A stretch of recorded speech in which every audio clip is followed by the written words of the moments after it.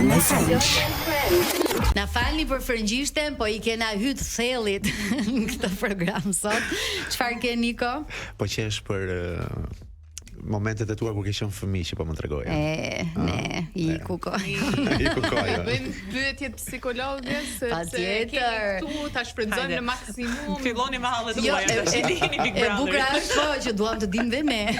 Jo vetëm sa I përket temave. Gjithmonë edhe tek vetja, se për shembull unë gjithmonë e kam konsideruar të futem brenda në shtëpinë e Big Brotherit, por them çfarë ndodh me psikologjinë e një njeriu. Kam son arbri. Arbri nuk është rast normal arbri. Është rast për studim. Fituesi më I pëlqyer gjithkohra. Po kohra tjera, po janë bërë më agresiv njerëzit. Janë bërë më agresiv. Çfarë ndodh domethënë me psikologjinë e një personi që është 24 orë I izoluar me kamera, irritohet, bëhet agresiv. Naturalisht, dashur pa dashur kërkon të krijoj grupe të veta, do me thënë ajo që akuzohen shumë shpesh banorët aty që po krijojnë grupe, ajo është mënyra si funksionon njeriu human. Ne funksionojmë me komunitete, gjithmonë do krijojmë grupe. Kudo të na hedhësh do kemi tendencë. Pra qenka normale, mos toni keni grup se qenka është shumë normale si gjë. Ajo tregon më të shëndetshëm. Aty njeri që zgjedh të jetë vetëm duhet të jesh I kujdesshëm ndaj. Se ajo nuk është për njeriu nuk është normale të luftojë vetëm. Asnjë luftë nuk bëhet vetëm, edhe luftrat jashtë kanë gjithmonë ushtar, ka shumë aleat. Nuk bëhen gjërat vetëm. Humani nuk është krijuar për ta bërë jetën vetëm. Ne jemi krijuar për ta bërë jetën me njerëz. Është shumë I rëndësishëm njeriu për njeriu. Me këtë përgjigje ke 1% më shumë që ti të futesh apo? Domethënë nuk bëhet, nuk është I lehtë. Definitivist nuk është I lehtë. Unë siç e thashë përsëris, nëse hyn në Big Brothers duhet kesh asgjë për të humbur. Duhet hysh me idenë që gjërat mund të shkojnë për drejt të gjitha. Por patjetër ekziston dhe mundësia që po aq lart mund të ngrihesh. Por duhet ta kesh parasysh që s'duhet kesh gjë për të humbur, se mund të zhdukesh nga skena shumë kollaj. E shef Lei, ke ndonjë gjë për të humbur? Kam shumë për të humbur. Atëherë nuk është për ty. Kam shumë. Anisa, nëse dikush që del nga shtëpia e Big Brother Albania VIP nuk është shumë, le të themi, nuk po mësohet me këtë jetesën jashtë, do t'i këshilloje terapi? Mendoj që apo mund të menaxhohet edhe vetë. Jo, mendoj që kush e kupton realisht forcën që ka ajo e kërkon terapinë dhe e kanë kërkuar terapinë. Ata që duan realisht të dalin nga ajo zhurma e Big Brotherit dhe të vazhdojnë jetën e tyre normalisht. Ata që pastaj kapen pas zhurmës apo jehonës së Big Brotherit, do të thotë që ka diçka që ka një disproporcion të realitetit të tyre dhe të asaj që ata kanë dëshirë të jenë.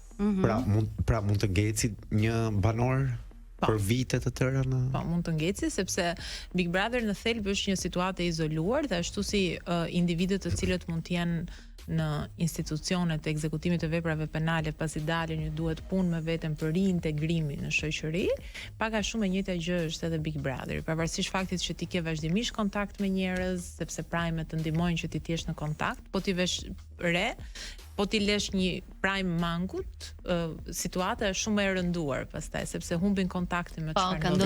Ka ndodhur vetëm një herë këtë edicion edhe në fakt ai Prime ka qenë. Ti sapo më dhe një ide biznesi që mund të hap një azil rehabilitimi për gjithë Big Brotheristat që nga 2008 deri më sot, domethënë kanë punë në Grand Tour. Jo, sidomos mund të çosh diku në natyrë normal që për tasin. Të bëjë një program po. Anisa, duke lidhur me pjesën e Nikos, I cili të mërkurave këtu me ne komenton se si vishën, se si e kanë dukjen e tyre. A tregon kjo për personalitetin e tyre dhe a ka të drejtë Niko kur thotë që nuk e dia e ke vënë re, domethënë se si janë shfaqur në Prime, por gocat që gjithmonë kujdesen më shumë në Prime, ndoshta janë dhe ato që kanë peshë edhe në program apo nuk ka lidhje kjo? Unë mendoj që veshja ka rëndësinë e vet. Jam me parimit që veshja është më sigurie, siç thot Grida Duma. Mendoj që unë I kam shumë qejf gocat që din të vishën me kostume dhe ta veshin në formën më femërore të mundshme. ashtu siç ka vajza që mund t'i veshësh fustanin më hirushe të mundshme dhe nuk do ngjaj kurrë mjaftueshëm femërore sa do të përpiqet. Kështu që patjetër që veshja tregon për to, por mendoj që në këtë rast tregon më shumë për mënyrën se si njerëzit që ja sjellin veshjet duan që ato të duken, se ato nuk e kanë shumë të qartë. Është një mesazh që ata ja japin. Anika. E di është e vërtet. Ta them si një stilist jam marr. Mund të na thuash me detaje. Sa po thash parë që për shembull I keni gënjur shumë aty brenda. Kur ka pasur situata serioze, un kam qenë tepër i kujdesshëm, domethënë kam qenë tepër serioze edhe në look. Ka pasur momente të tjera që edhe kam egzageruar apo e kam lëshuar dorën me gjatësinë edhe këto, po është e vërtet që ato veshje të paktën si tek Kiara, si tek Sara, kam parë që kur i hapnin gëzonin dhe i nxirrin syt zemra dhe aty kuptoja që ajo gjë i lumturon, po është diçka. Janë një mesazh për ata që janë brenda. Po kur janë kështu në ngërçe dashurie si Egli me gestin, ç'a do çoje? Jo, se sa po spionoj diçka, ma janë mesazhe, nuk janë mesazhe zemër. Janë mesazhe. Niko. Jo, asgjë. Domethënë nëse fustani këtë primer është i zi, Jo. këtë javë ke Po duhet të dish, duhet të kenë parasysh stilistët për fat të keq, nuk e di nëse Niko si ka ndodhur, që zakonisht ato që janë aty si ja kanë haberin hiç. Domethënë këta mundohen shkretët çfarë nuk i çojnë, flasin.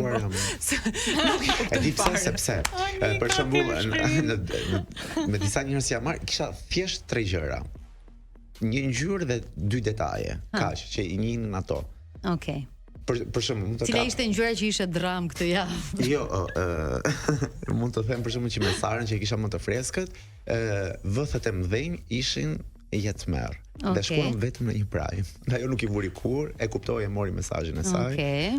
Dhe shumë keq këtë që po e them për stilistët, Besoj por nuk po. funksionon e njëjta gjë me Rosin. Besoj Rosi Ja, ti ka jo, çuar. Rosi po i çon në ndeshja zemari.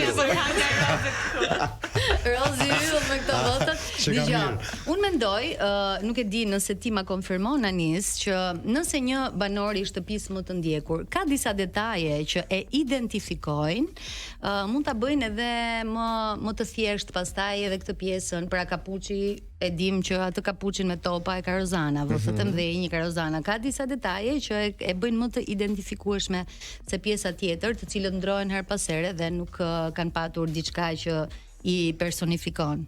Unë mendoj që në momentin që ata zgjedhin që të personifikohen me diçka, Ose gjesti me peliçe, është roz apo është dhe mënyra se si ata vendosin statusin e tyre brenda shtëpisë Big Brother. Do të thonë mund ta vëmë shumë lehtësisht te portokallia. Po pra, prandaj po them. Portokallia ata zgjedhin diçka dhe kjo është mënyra si edhe populli pastaj i identifikon. Domethënë kapuçi me topa është njësh për pjesën edhe të portokallisë, kështu që Të pyes, mendon se personazhe, vazhdojmë tek veshjet, personazhet e Bigut, para se të hyjnë aty, ndodh apo hum gjatë rrugës të ndërtojnë një imazh me veshje e vajzës mirë apo Mendoj që tentojnë. Vetëm për publikun? Mendoj që tentojnë ose të vajzës mirë ose të çfarëdo lloj imazhi që ato mund të duan të tregojnë, po hum shumë shpejt. Mendoj që Arbi dhe Jonida mund na e thonë atje brenda ti nuk mund të menaxhosh kaq kollaj gjërat, nuk është kaq e thjeshtë që ti të jesh gjatë gjithë kohës, sidomos për ata që hyn si VIP-a dhe ata kanë një emër tashmë në publik. Domethënë, ata hyn me idenë që do ruajnë diçka, po e vërteta është që aty brenda ti e kupton shumë shpejt që se në thelb asgjë në jetë nuk kontrollohet për të gjithë njerëzit që janë të fiksuar pas kontrollit. Dhe sa më shpejt ta kuptojmë këtë, aq më të thjesht do ta kemi jetën, se zakonisht kjo krijon dhe një ankth shumë të madh. Dhe ata aty brenda të gjithë tentojnë që ta kontrollojnë çdo gjë që do vi dhe kuptojnë që s'munden. Dhe kush e lëshon zakonisht? Është vështirë të mbash një kontroll, po. Kemi publicitet Arbër, kemi kushtongohet Jonida do thotë që jeni hapur publicitet. Kemi publicitet, rikthehemi për pak. Po kënaqem sot. Anisa, Edhe pak do ftoni çdo javë.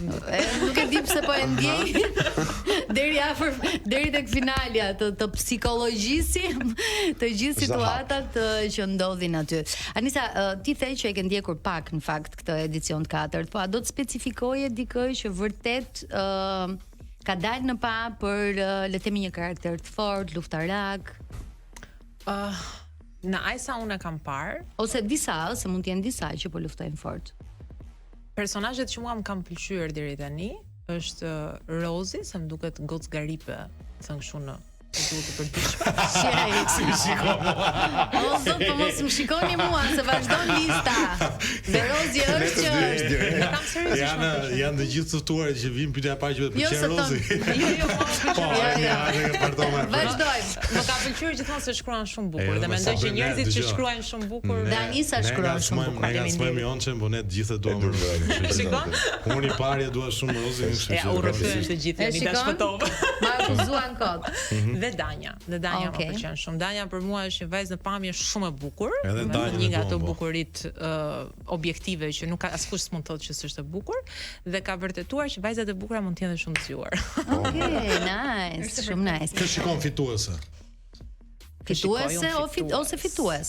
Ja, me që i pëlqejnë dy, i bie mes këtyre dyve ndoshta apo. Mes të dyjave mendoj Rozin. Rozin, okay. Okej. Dhe një pyetje, siç Se kam edhe një postim që ka bërë Anisa dje që dua ta ndaj. Pak pikant apo jo? Jo, siç pam, është shumë interesant. siç thua, këto të dyja janë nga dy më luftaraket. Ke parë ndonjë personazh, mbase nëse mund të thuash emër që në të vërtet është problematik? Në çfarë sens? Problematik në çfarë? E tha pra manipulatorin e zbuluam. Tjetër? Jozi për mua është shumë problematik. Për mua nuk duhet kishte hyrë. Problematik apo manipulator? Se problematik nuk Okej, problematik. Të dyja bashkë. Për mua Jozi ka shfaqur shenja dhune. Dhe unë individët që shfaqin shenja dhune për mua janë shumë këto se 5 minuta e ka pastaj është shumë i mirë, ashtu vriten njerëzit, se kanë një 5 minutë shumë të keq, kështu që është momenti që bëhem shumë serioze. Personazhet në Big Brother që kanë shfaqur kanë shfaqur dhunë ndaj vajzave dhe ndërkohë janë VIP, ka disa dhe për mua janë shumë shqetësues. Okej. Po kaloj pak tek postimi Anisës, po na ndjek Andi Vrapi ndërkohë të puthim. Po harxhon municione të rëndësishme në betejë të panevojshme. Nëse pyet ushtarët nazistë të luftës së dytë botërore, një pjesë e mirë e tyre mund të mbajnë me ditë me arsye pse lufta e tyre ishte e drejtë. Kështu mund t'ju ngjajnë shpesh bisedat me prindrit tuaj për sa i përket të shkuarës. Ata mund të mbajnë mend diçka tjetër nga ajo që mbani mend juve. Nëse vazhdoni të hyni në këto debate, në të cilat lëndoni vazhdimisht një plagë që punoni kaq fort ta shëroni, e vetmja gjë që po arrini është që po zgjasni kohën e shërimit. Nuk do të thyesh kurrë një mallkim brezash për sa kohë që je i zënë duke u përpjekur të kënaqesh e të bindesh brezin që është i mallkuar. Anisa më pëlqeu shumë ky postim. Edhe kam përshtypjen që lidhet shumë edhe me situatat apo çështjet që ne po dëgjojmë së fundmi apo jo. Unë mendoj që ne kalojmë një kohë shumë të madhe, sidomos kur rritemi, për të munduar të bëjmë paqe sidomos me prindrit, për shumë gjëra që i mbajmë mend ndryshe, sepse rrallë herë prindrit i lëndojnë fëmijët me dëshirë dhe me vetëdije. Shumë shpesh kjo gjë ndodh pa kuptuar dhe pa qenë qëllimi i tyre. Po siç ka thënë një burr me mend, rruga për në ferr është e shtruar me qëllime të mira. Fakti që qëllimi është i mirë nuk do të thotë që rezultati domosdoshmërisht është i mirë. Dhe kur ne rritemi, kemi përgjegjësi mbi veten tonë dhe mbi gjithë me ata që ne do sjellim më vonë në jetë, që të mos rrimë me kokën mbrapa të sqarojmë situata të pa shëruara, sepse personat përballë nuk do kenë kohë të bëjnë ato faljet e tyre dhe shlyerjet e tyre, kështu që e mira është të fokusohemi pak tek vetja dhe mbi gjithatë ajo që ndërtojmë ne. Është shumë e nevojshme për djemtë dhe vajzat e rinj të kuptojnë që familja që ata ndërtojnë është më e rëndësishme se familja nga ata vijnë. Kjo na lidhet pak sërish me Bigun, sepse kishim edhe rastin e Rizartës, e cila tregoi diçka nga marrëdhënia e saj me prindrit. Kështu që teksa unë lexova këtë postim tëndin, më bëri të reflektoj edhe të mendoj që në atë që ne po jetojmë sot vërtet mund kemi gjëra të pashëruara.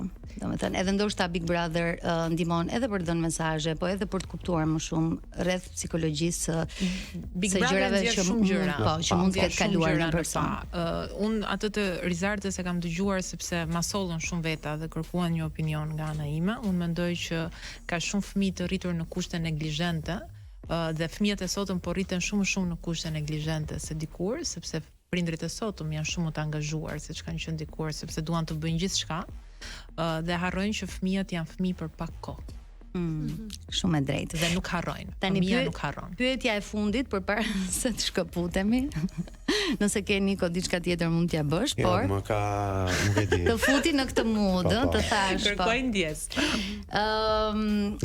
Pyetja e fundit vjen nga Andi Vrapi, me cilën vajzë do ta ampleksje. Arbër çepa. Andi Vrapi, Andi. Po ç'kem Andi, ç'kem.